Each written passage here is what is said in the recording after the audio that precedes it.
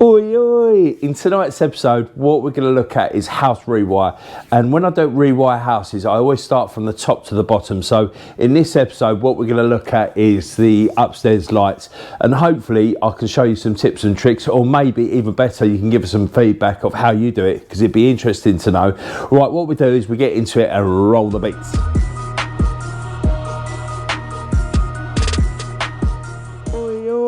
Good evening, fellow groove riders. Will from Will's Electrical Services, also known as the Midfield General. In tonight's episode, what I want to do is I want to talk about how we do a house rewires. In particular, in this episode, I'll probably go through the whole house, but in different episodes. In this particular episode, we're going to have a look at upstairs lighting and how we do it, and like just some tips, and it'd be interesting to see how you guys do it as well, because it's the first job of a rewire that we do. I always work from upstairs down. And if you could do us a massive favour, if you could show us your support, if you could like, subscribe and turn the notification bell on, it helps the channel grow. In this particular episode, so generally the first thing we do on the first day of the rewire is I'll go along with a bag and we take down all the light fittings, take down all the switches. Obviously in this particular episode, what I always check with the landlord, tenant, owner of the house, what height they want the switches, if they're happy to have them in the original height or they want it lowered. You know, there's ways and means. In this particular episode, what I'm going to do is I'm going to presume that we're going to keep them in the original height, and we're going to use the old switch drops as well, because a lot of houses were like, if they're built in the 50s, 60s, 70s, they'd have the old oval steel conduit that used to come down. And what you could generally do with those is like, if most of them still have the rubber grommet on the top. If they don't, then what I usually do is I get like a plastic conduit fab and I'll whack it over the tops so I protect the cables as they come down. But right, well, the first thing we would do is, after we've disconnected all the light fittings, we'll have them all separated. I'd usually look for the feed that comes up, because what I would do is, for the temporary part of the job until the fuse board gets changed later on in the job, as long as all the light fittings are all plastic and all that, is I'd look for the old feed and I'd re-feed, and I'd keep the old feed and pull all the old cables out, and until the last part of the job, I will reconnect that old feed in, and that old feed will originally be the old end of line. And when I rewire the new lights, the first light feed and the first feed up, I would always write on it on a marker, do not connect, and I'll leave it just tucked up in the pendant, you know. And what we tend to do is usually find like the airing cupboard. That would be our route up, because obviously you'll have the two-way from downstairs, you have the triple, like the interlink, and you'd obviously have the light and feed from below. So we'd either clip it in the airing cupboard or run some trunking with obviously fire fixings for prevention of premature collapse. Jesus, that was a tongue twister. I'm trying to rush it because I'm running a bit late today. And well, what we do, so as we've said, we'd do it with two people. One of the main tools that we'd use for that is obviously these cable rods, which I've done in a video above. Chitting. And also one of the main things is, I know what you need, is I've also done a review of, is you need decent lighting, and I'll do a little link above as well. And the other thing is a cable spoiler. We always use just the crappy normal ones. I'll put a picture up of it because I've got it's out on site at the moment. But the importance of a decent cable spoiler, it's like having a third person there, because the cable comes off perfect. The easier the cable comes off flat, then the easier it is for clipping.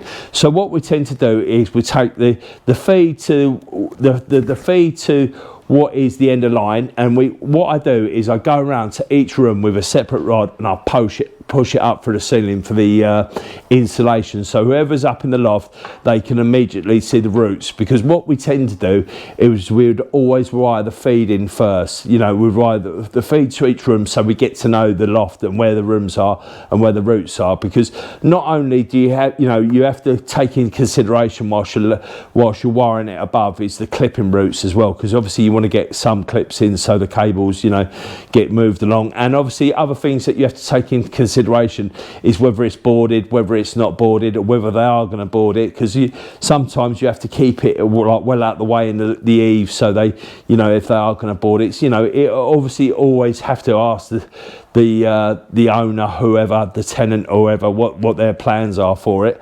And that is how we do it, is we go from feed to feed, do all of those, and then we get back to the end, and that is usually where you head back to the cable, which will be the end of line where it's got the old feed in it, and then obviously, which is the true end, the old end of line will be where it's got the new cable that do not connect.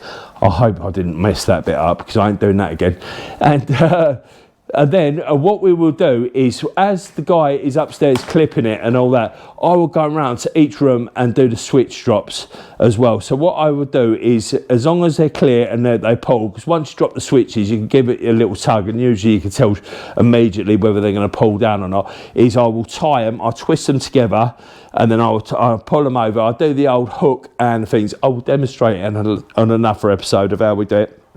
And then obviously tape them up, because sometimes you only got one pull at it, and obviously, which I didn't mention before, is the light positions as well. So obviously we'd have to discuss with the tenant, the owner, whoever house it is, where they want the lights. Because if the lights are from the 50s and all that, and they're quite close to the windows, that's what the old method they used to use for privacy. So when the lights were on, you couldn't see people, they'd only see their silhouettes. But obviously times have changed, and we moved the light fittings to the middle. So that's how we do that. And another couple of tips what we do as well. So when for the switch, if we especially move the position of the lights, if you don't move the position of the lights, you can usually follow the switch line back down to the switch and find it that way. But if you can't actually find that, sometimes what we do is, above the switch, we just drill a 6mm hole and send the rod up there, so whoever it is can come to there. Or if not, sometimes a lot of the switches are by the actual hatch, because it's in the hallway,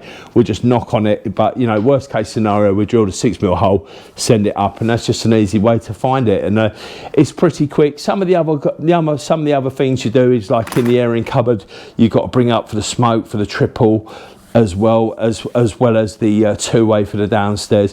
One thing I do for the lighting upstairs as well is, because usually it's two-way, as long as they don't have the two-gang two-way, if they've only got the one, what I would usually do for the upstairs lighting is I'd usually do a JB or a whisker box upstairs, and I put the triple and the 1.5 in. That's if the two can't pull down the switch, because what happens quite a lot of the time is, when they're wired, is that they'd wire the triple from the landing switch down throughout the thing. So, but to make it easier, I just usually do that, and then you've only got one triple at either end of the switch, because it doesn't, it don't really affect it, as long as it's in a Wago box or an accessible joint. I don't see a problem with it, and that is how we do it. And hopefully some of that might have come into some help for you.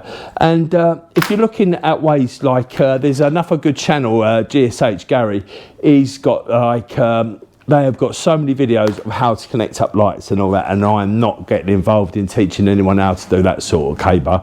You can blow your own hand off, you know what I mean? Right, anyway, I hope you got something out of the video, and don't forget, if you're going to be anything to be electric, up the old blues. Thanks for watching. See you again.